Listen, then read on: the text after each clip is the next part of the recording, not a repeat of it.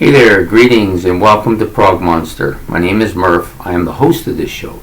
This is the show that is dedicated to progressive rock and other forms of rock music.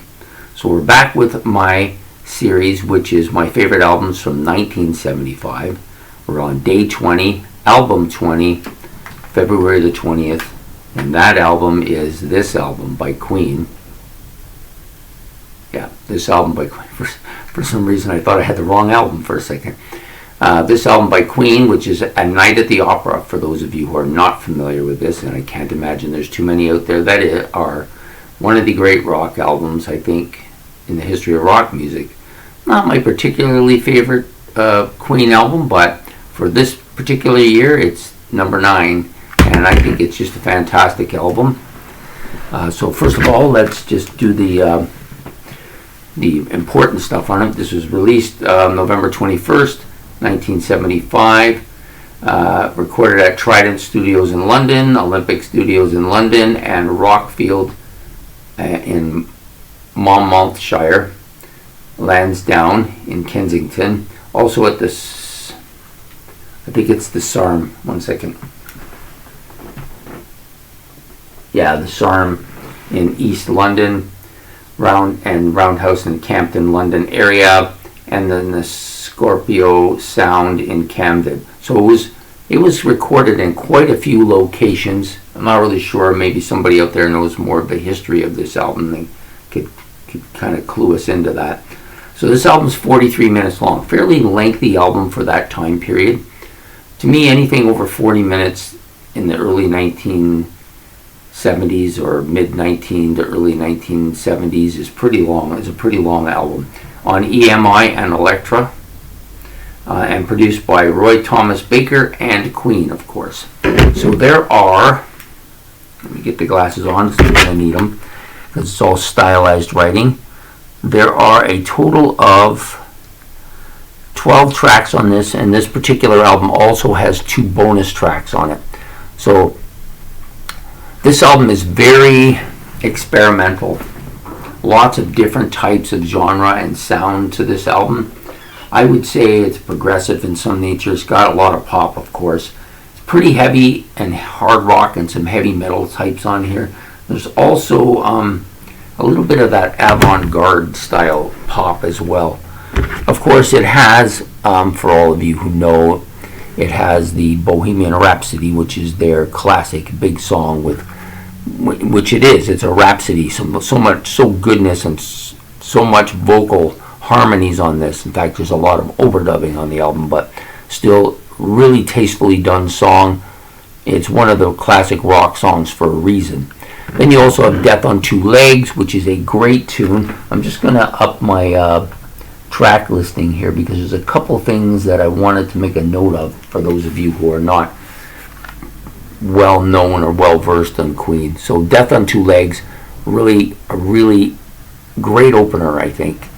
Very different kind of quirky song, but really tastefully done, and Freddie Mercury's vocals are great on this as well, as they are on most of the songs on here, but that one particularly strikes me.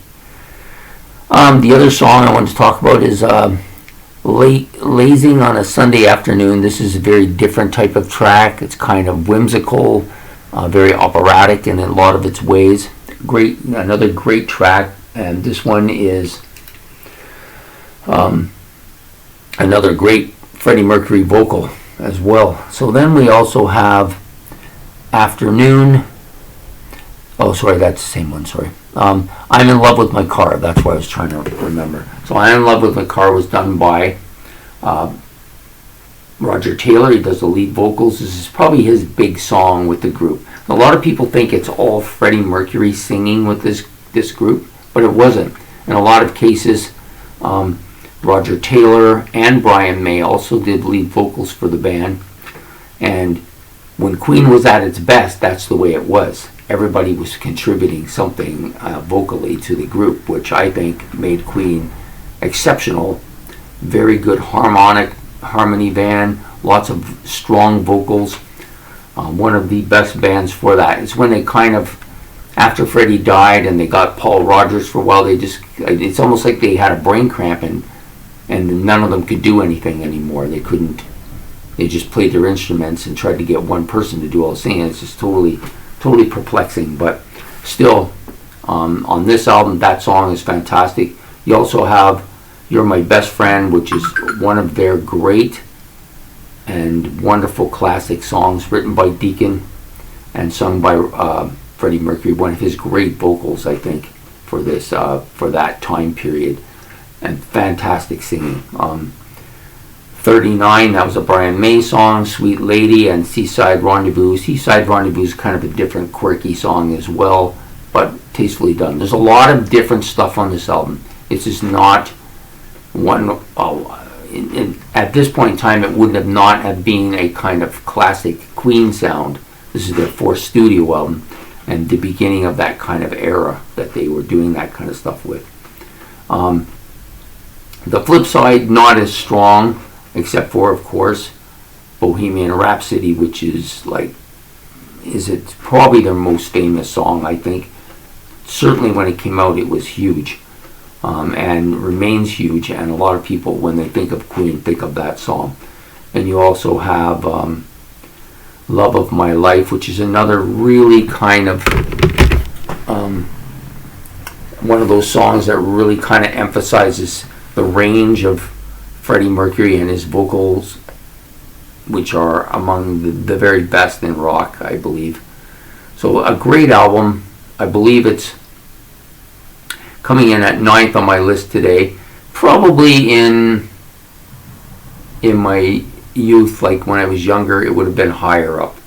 But a lot of stuff has kind of moved up that I never had listened to at that time period, and so has kind of overcome it a bit. But still, fantastic album with lots of really interesting sounds and different instrumentation and like quirky melodies and all kinds of stuff that you would not expect from a hard rock band, which was what they were prior to coming into this. So anyways, I hope you enjoyed this video. If you did, please like below. Make your comments about the album. What do you think about this album? How does it fit into your ranking? Would you put this in your top 10 albums of that year, or maybe you're going to put it higher than me? Probably most people would, I would think. And please subscribe. It's much appreciated. It helps me a lot, and I hope to see you again on, well, this will come out on the 20th, which is in the morning, and then we'll see you in the next day with another one. So take care, and we will see you then. Bye.